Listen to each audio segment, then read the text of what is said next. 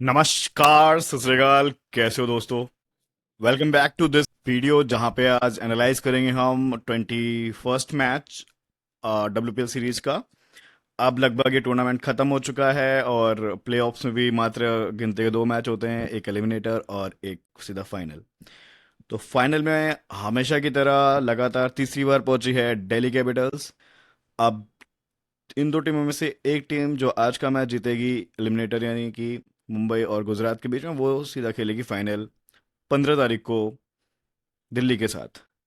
तो आज ये एलिमिनेटर कैसा हो सकता है, कौन जीत सकता है, कौन हार सकता है, वो सब हम एनालाइज करेंगे, एंटिसिपेट करेंगे, और कौन कौन से प्लेयर अच्छा परफॉर्म कर सकते हैं आज के इस मैच में। वो सारी चीज़ें इस वीडियो में डिस्कस होंगी। इन डेप्थ एनालिसिस है और ये वीडियो आप पूरा देखिएगा। उसका एक और रीज़न है कि इस वीडियो में आपको एक पूरी डेटा बैक्ड एनालिसिस मिलेगी। We have developed an AI tool जिसको हमने 10,000 प्लस से पे रन किया है, और उसके बेसिस पे we are able to predict कि किस प्लेयर को कितने फैंटेसी पॉइंट्स मिल सकते हैं आज के इस मैच में। तो सैंपल के लिए एक ईवी टेबल है जो आप देख सकते हैं। तो आप देख, मुंबई की साइड से ये जो टॉप थ्री ऑलराउंडर्स हैं, they will be scoring maximum fantasy points, और हमेशा की तरह ये ट्रेंड भी हुआ है। और इस साइड से आप देखोगे तो यहाँ पे गार्डनर और फिवी लिचफील्ड को ज़्यादा अच्छे पॉइंट्स मिले हैं।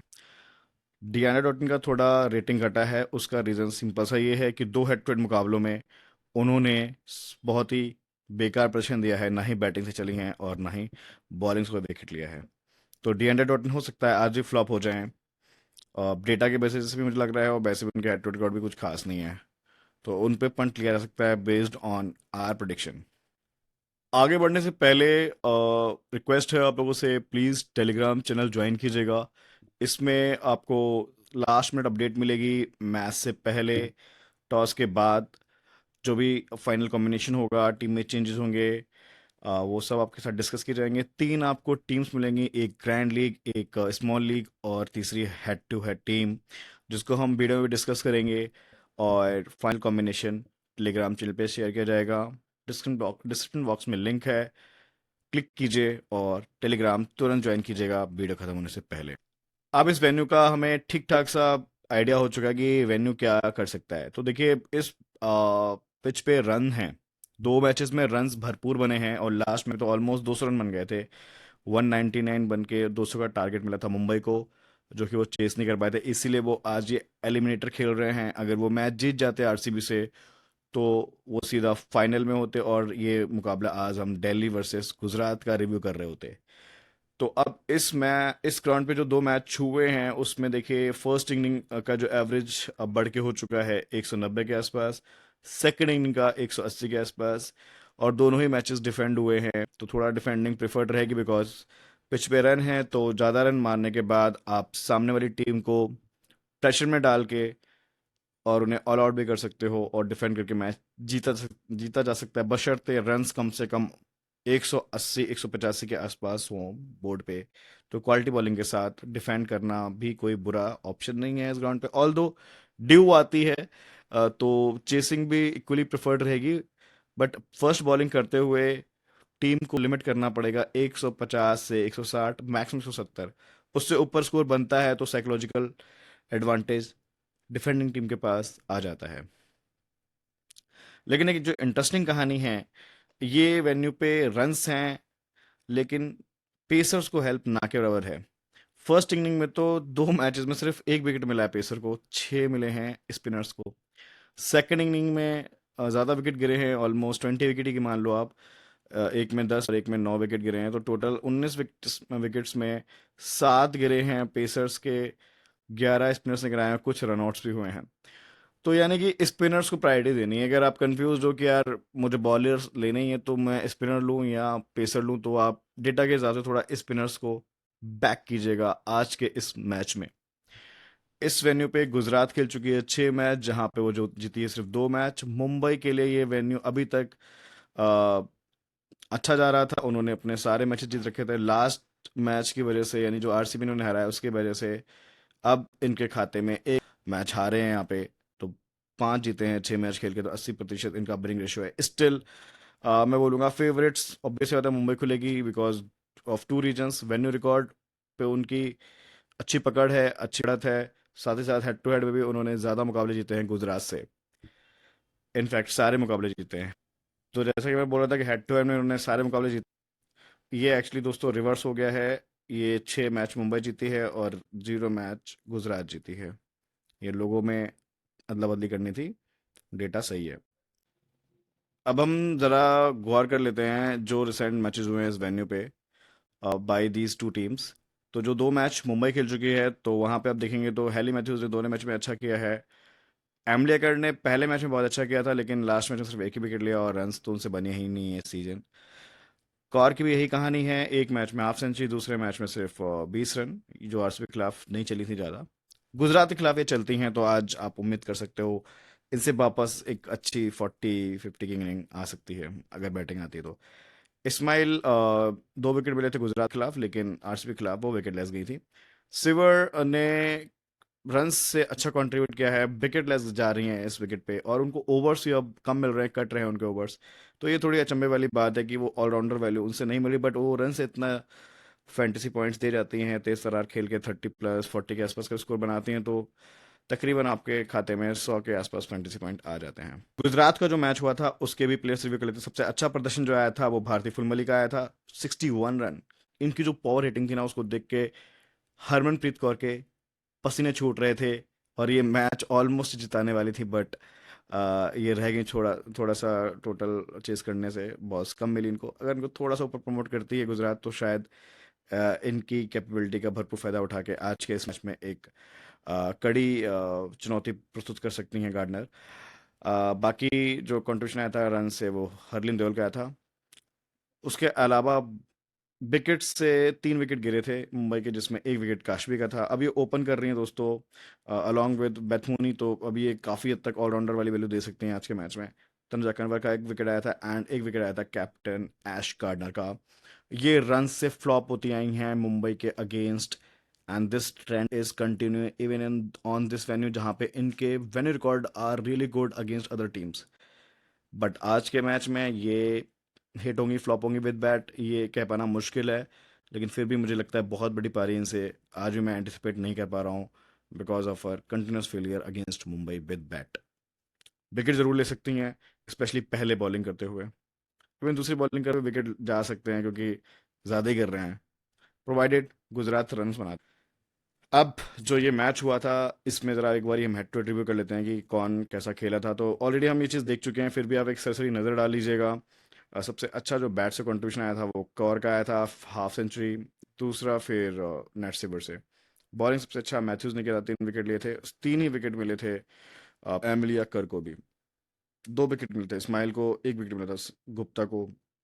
तो आप देख रहे हैं कि सारे विकेट जो मोस्टली हैं वो सारे स्पिनर्स के खाते में जा रहे हैं। सिमिलरली यहाँ पे भी आप देखोगे तो तीनों विकेट जो थे, तीन में से सॉरी एक विकेट गया था काशी वर्धन का, बाकी 2 विकेट स्पिनर्स के थे। तो स्पिनर्स का थोड़ा पड़ा भारी रहा है इस ग्राउंड पे अब तक जितने मैचेस हुए हैं। बट यहाँ पे जो रन्स आए थे वो फुल माली के आए थे। तो ये चीज़ आप स्पेशली आज भी देखिएगा। आई वॉन्ट सरप्राइज अगर इनका बैटिंग ऑर्डर कुछ छठवें सातवें नंबर पे अगर होता है, डियांडर डॉट इन की जगह इनको भेज दें तो मज़ा आ जाएगा क्योंकि डियांडर डॉट इन नहीं चलती हैं अगेंस्ट मुंबई। 2 मैच हम देख चुके हैं सीजन, फ्लॉप गई हैं। बाकी ये सारे मैच हम रिव्यू कर चुके हैं। मैं थोड़ी देर के लिए यहाँ पे स्क्रीन पॉज कर रहा हूँ, आप एक बार देख लीजिएगा। प्रिया मिश्रा भी विकेट लेस नहीं गई हैं अभी तक मुंबई के अगेंस्ट दोनों मैचेस में। तो वो भी आप एक बार देख सकते हैं, एक एक्स फैक्टर है उनके साथ। स्पिन वो भी कराती हैं तो लेग स्पिनर है तो अच्छा करा सकती हैं आज के इस मैच में। लेग स्पिनर्स को हेल्प मिली है इस ग्राउंड पे टू बी ऑनेस्ट। बट जो एक चीज़ नहीं बदली हेड टू हेड में वो मैं देख रहा हूँ कि यार नेट सिवर के रन्स आते हैं। यहाँ पे टॉप डिविजन बैट से रहा था हरलिन देओल का। तो ये सब चीज़ें देख ली। मैथ्यूज लेकिन बॉलिंग से बहुत अच्छा कर रही हैं। काशवी गौतम यहाँ पे टॉप बॉलर थी जो इनका इसी सीज़न दूसरा मैच हुआ है। पुराने सीजन में आप जाएंगे तो वहाँ पे कौर का बल्ला चला था। कौर को ये टीम बहुत पसंद है तो कौर के आप देखोगे बाकी सारे मैचेस में आगे के जो 4 मैच हैं 2024 के 2 और 23 के, वहाँ पे कौर के हमेशा आपको 40 से प्लस रन्स मिलेंगे और मोस्टली हाफ सेंचुरी मिलेंगी। 4 में से 3 हाफ सेंचुरी हैं इनकी और एक तो ऑलमोस्ट सेंचुरी थी in this match, 95 not out.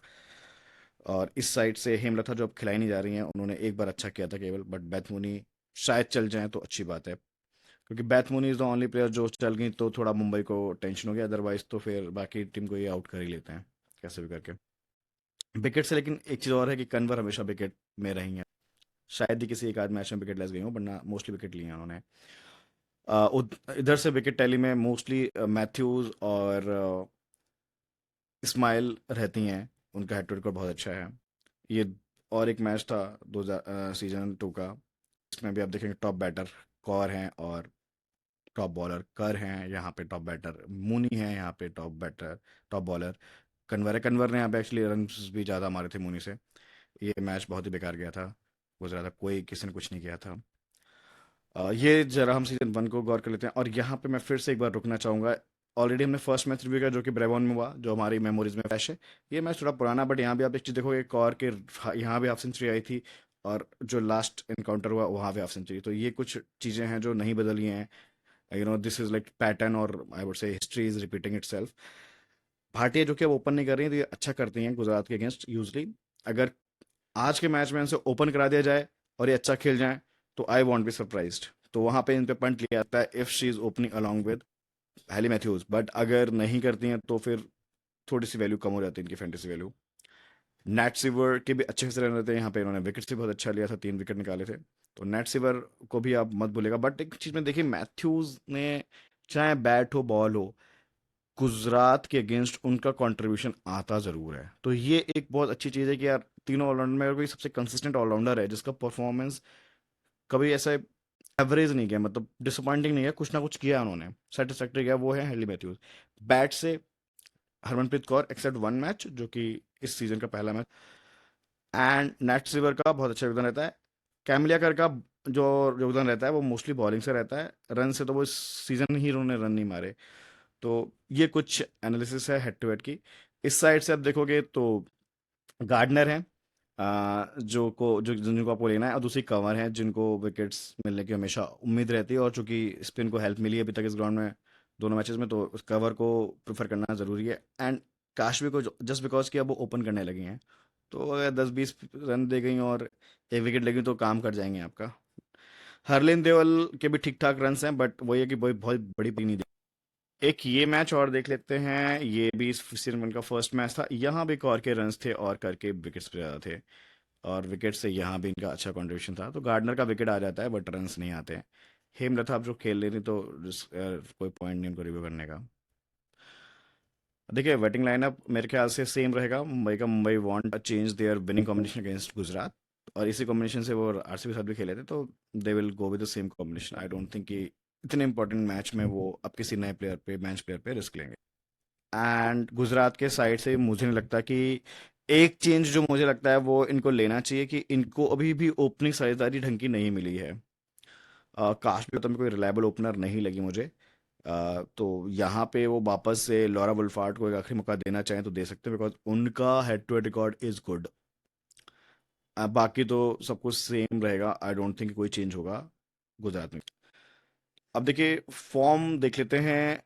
चूंकि इस लिस्ट में 11 प्लेयर आ गए थे, बट 3 प्लेयर में हुआ है पॉइंट्स का क्लैश, इसलिए 2 प्लेयर और एडिशनल लेने पड़े, जो कि 12th और 13th रैंक पे थे, जिसमें अब भारतीय फुलमाली का भी फॉर्म काफ़ी अच्छा हो गया है, जबकि उनको सिर्फ 4-5 मौके मिले हैं, उसमें 2 मैच में उन्होंने इतना शानदार खेला है ना कि एवरेज फैंटेसी पॉइंट उनके 48 आ गए हैं, तो इसलिए उनको भी काफ़ी अच्छा आप कंसिडर कर सकते हो कि फॉर्म उनका जो है वो इवन यस्ट का वाटे से ऊपर है एवरेज पॉइंट की बात करें तो। तनुजा कवर अगेन 50 पॉइंट के साथ कह सकते हो कि वो 10th नंबर पे हैं। बाकी इधर से नैट सिवर, गार्डनर, मैथ्यूज, डॉटिन का फॉर्म बहुत अच्छा है, बट हेड टू हेड बहुत ही बेकार है। काशवी गौतम का फॉर्म बहुत बढ़िया है, इस पर स्टार निकल के आई हैं इस सीजन। इस्माइल कौर ये सब यूरो सस्पेक्ट हैं। हर्लिन कौर ने भी अब फॉर्म पकड़ लिया जब उनको प्रमोशन मिला है बैटिंग ऑर्डर में। दोस्तों एक बारी हेड टू हेड देख लेते हैं। यहाँ पे मैं एक एक डेटा डिस्कस नहीं करने वाला, बट जो 2-3 टॉप के प्लेयर हैं उनको जरूर देख लीजिएगा, वो आपके हेल्प करेंगे सीबीसी चूज करने में। तो सबसे अच्छा जो एवरेज फैंटेसी पॉइंट जो निकाले हैं वो एमिलिया कर्नल ने निकाले हैं, ना ही नेट सिवर ने और ना ही मैथ्यूज ने। बट ये लोग भी ज़्यादा पीछे नहीं, मैथ्यूज सेकंड नंबर पे हैं with 95, and Nat Sciver with 95 third. बहुत स्लाइट अंतर है इनका पॉइंट्स में। तो काशवी गौतम जो है वो अब हेड टू हेड में काफ़ी अच्छा कर रही हैं। 2 मैचेस में उन्होंने विकेट्स भी लिए हैं, और अब रन्स भी कर सकते हैं, और आज के मैच में तो शायद ओपन करें, तो फिर बहुत इंपॉर्टेंट हो जाएंगे ये प्लेयर। तो ये देख के आपको अचंभा हुआ कि ये बंदी ऐश गार्डनर से ऊपर आ रही है। ऐश गार्डनर कहीं यहाँ पे 10th स्लॉट पे हैं, बिकॉज वो इस टीम के अगेंस्ट पे रन नहीं बनाती हैं, सिर्फ 15 रन का हाईएस्ट स्कोर है। और विकेट्स भी देखें तो सिर्फ ऑन एवरेज एक ही विकेट लिया है पर मैच। तो एक विकेट और रन कुछ नहीं है, तो भाई वो ऑलराउंडर फ्लॉप है। इवन 25-30 रन मारने वाला बैटर उनसे ज़्यादा पॉइंट दे जाएगा, तो ये नोट करने वाली बात है। और डॉट इन का तो यहाँ पे कोई नाम ही नहीं है, तो पंट लेने वाले डॉट इन छोड़ सकते हैं और एस गार्डनर को सीबीसी कुछ ना बनाए बेस्ड ऑन डेटा। आखिर तो आप कुछ भी करो। वेन्यू पे देखिए, यहाँ मैथ्यूज का पलड़ा सबसे ज़्यादा भारी है। सबसे ज़्यादा विकेट निकाले 15 विकेट, और अब हम देख चुके हैं लास्ट के 2 मैच में भी उनके 5 विकेट हैं इस ग्राउंड पे, एक में 3 एक में 2। और रन्स भी ये मार सकती हैं, है ना। गुजरात के अगेंस्ट उन्होंने अच्छा ही खेला है, 27 आए थे गुजरात के अगेंस्ट इस ग्राउंड पे।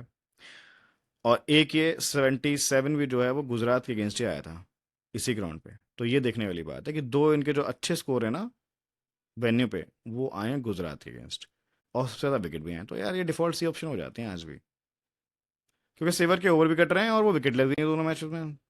अगर बैटिंग से थोड़ा, और बैटिंग से सिवर ने कभी भी गुजरात के अगेंस्ट ऑन दिस ग्राउंड कभी भी ना 50 तो नहीं मारी है।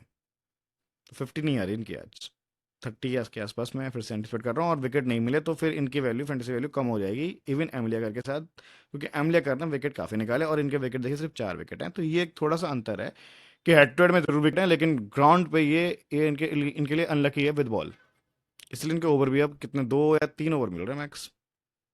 कॉर का विद बैट हमेशा अच्छा परफॉर्मेंस आया है ऑन दिस वेन्यू। एक ये लास्ट वाले में बोलूँगा फ्लॉप है, 20 भी क्या फ्लॉप है, मतलब ठीक ठाक ही है, लेकिन हाईएस्ट इनका देखिए 50s में है, 3 हाफ सेंचुरी आ गई हैं, जिसमें ये गुजरात के अगेंस्ट थी, ये गुजरात के अगेंस्ट थी।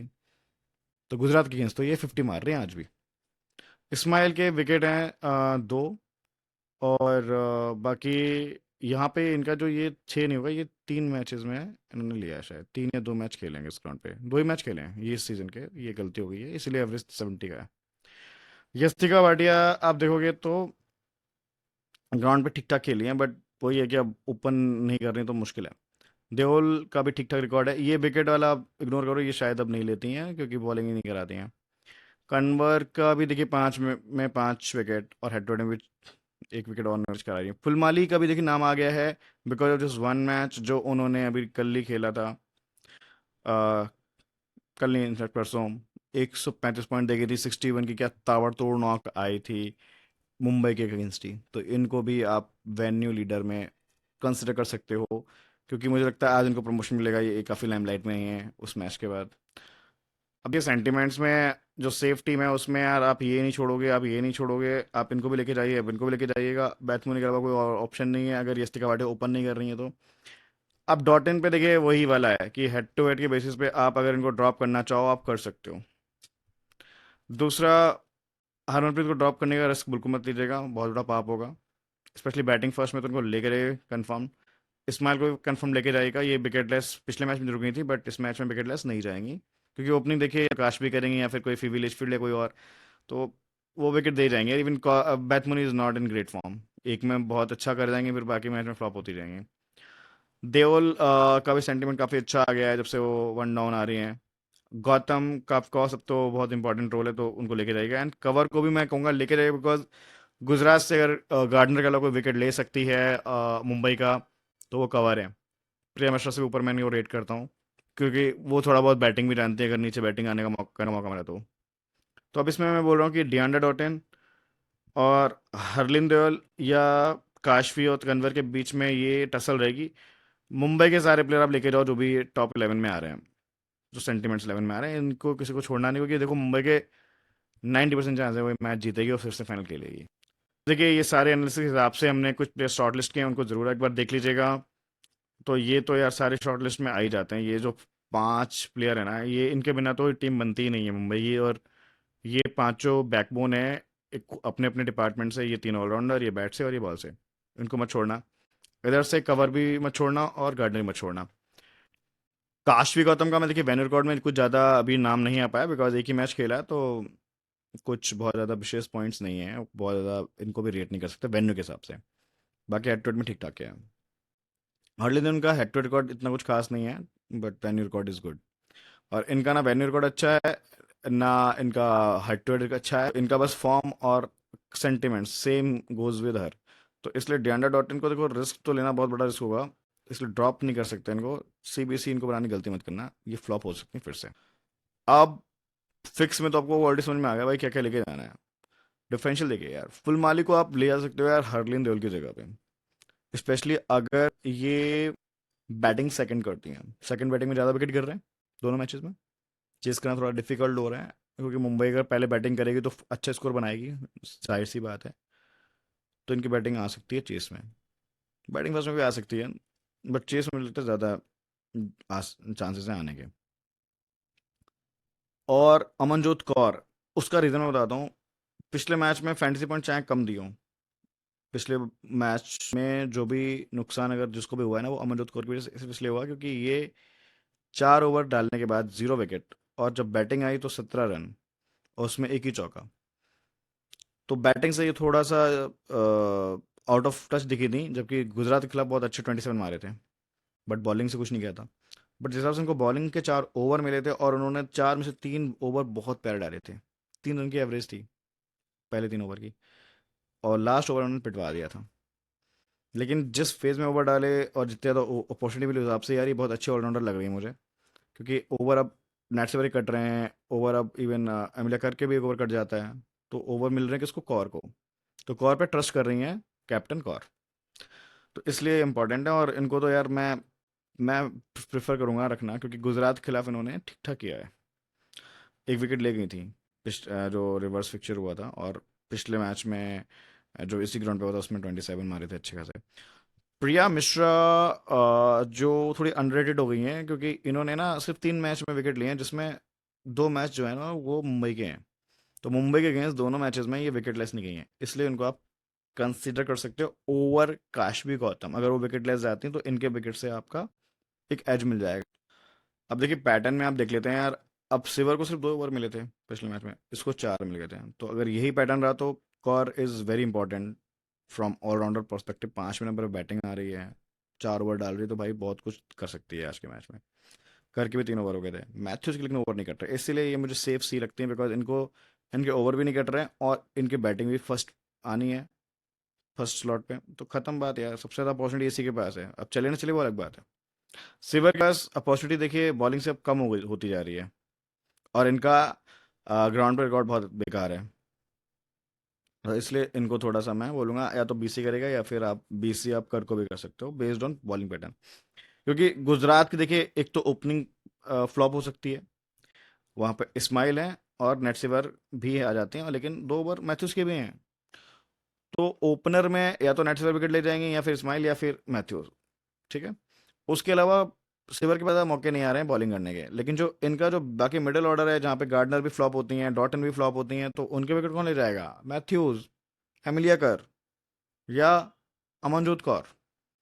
So that is why these that is Amanjot Kaur is also important अगर उनका उनके ओवर्स मिड में आते हैं।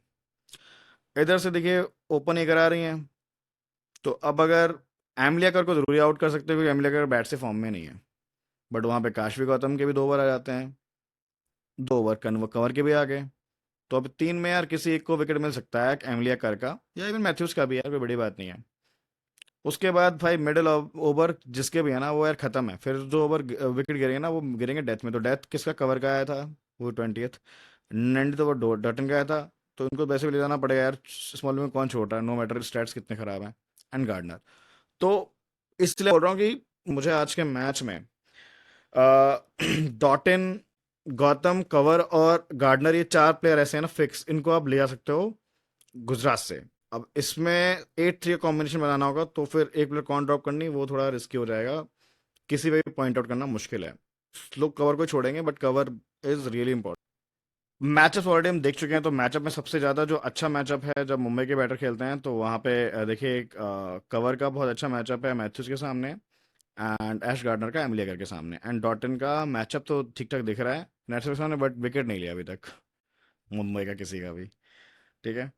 बाकी अमनजोत को कुछ ज़्यादा दिक्कत नहीं लग रही है, बस जो दिक्कत मुझे लग रही है वो थोड़ी बहुत गार्डनर से ही लग रही है, ठीक है। या फिर थोड़ा बहुत एक काश्मीर का तो भी एक बार आउट कर चुके हैं। अब आप देखोगे गुजरात में देखिए, बैथ में जो थोड़ा टच जो है ना, उनका हॉट एंड कोल्ड फॉर्म रहा है, उसमें देखिए मैथ्यूज और कर दोनों के सबसे ज़्यादा चांसेस हैं विकेट लेने के, ले सकते हैं। उसका लिचफील्ड भी कोई बहुत अच्छे टच में नहीं दिखी है यार। एक मैच में डंगा किया था, उसके भी 3 बार स्माइल ने आउट किया है। फुल माली का देखिए सिर्फ एक बार जो आउट विकेट गिरा भी है इनका, वो करने लिया है अभी पिछले ही मैच में ना, लेकिन रन देखिए 25 मार दिए थे उन्होंने। सिमरन शेख तो देखिए शायद ही बैटिंग करने आ पाए, आएंगे तो फिर कोई इनमें से ले जाएगी, यानी मैथ्यूज ही ले जाएंगी, 3 में से 2 बार आउट कर चुकी हैं। हरलीन देवल का जो मैचअप है वो करके सामने बेस्ट है। मैथ्यूज को फिर भी अच्छा खेल गई हैं ये। एंड इन्होंने ज़्यादा विकेट नहीं दिए हैं यार, देखा जाए तो सिवर को भी ज़्यादा विकेट नहीं दिए हैं। सबसे ज़्यादा जो चांस प्रोबेबिलिटी है वो कर की है। मैथ गार्डनर जो फॉर्म बैट से फॉर्म में रहते हैं वो क्यों नहीं रहते, देखिए मैथ्यूज की वजह से फॉर्म में नहीं रहते हैं, नेट्सवर्क की वजह से फॉर्म में नहीं रहते, हालांकि पिछले मैच में इनको नेट्सवर्क ने आउट नहीं कर पाया था। करके भी 3 विकेट हैं, स्माइल ने भी 2 बार उन्हें आउट किया है। डॉट इन जो भी फॉर्म में नहीं दिखे हैं, उनको सबसे खतरा है मैथ्यूज से और कर से और इस्माइल से। यहाँ पे देखिए कोई मैचअप आप नहीं देखोगे सिवर के साथ। सिवर का थोड़ा अपील मुझे कम लगता है मैचअप को देख के भी, और उनके जो कटते हुए ओवर को भी देख के। ऑलराउंडर बेस्ट प्रदर्शन जो आ सकता है वो अगेन लास्ट फिक्सचर की तरह सिवर, ये आपका एमिलिया कर और इससे आ सकता है मैथ्यूज से। और यही दोनों टॉप कैप्टेंसी चॉइस थी जब गुजरात का मैच हुआ था। अब दोस्तों फिर से आपके सामने ईवी टेबल आ गई है, आप थोड़ा सा इस स्लाइड को पॉज कर लीजिएगा और आप इस पॉइंट सिस्टम के हिसाब से भी अपनी टीम को डिफाइन कर सकते हो और प्लेयर्स को चूज कर सकते हो। सीवीसी मोस्टली आप मुंबई से कीजिएगा, जो तीनों ऑलराउंडर है। गार्डनर मुझे सेफ सीवीसी नहीं दिखती हैं आज के इस मैच में। मेरी टीम जो है वो इस प्रकार से है।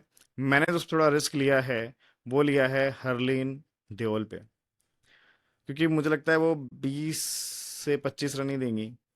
लेकिन अब चूंकि Kashvi Gautam open plus bowling cover भी बैटिंग करना जानती है और स्पिन को हेल्प मिल रही है, तो मुझे लगता है इनके विकेट एक तो आ ही सकता है, और फिर डॉट्स के पॉइंट्स भी हैं, तो इसलिए मैं उनको नहीं ले पाया। अब डॉट इन को भी आपको रखना पड़ेगा और गार्डनर को, बिकॉज जिस हिसाब से मुंबई जितनी स्ट्रांग टीम है वहाँ पे आप 6-5 कॉम्बिनेशन नहीं ले सकते हो। 6-5 ले जाओगे तो जाके आप हरलीन देओल को ले पाओगे, वो भी किसकी जगह पे, लोग अमनजोत को ड्रॉप करेंगे, दैट्स इट।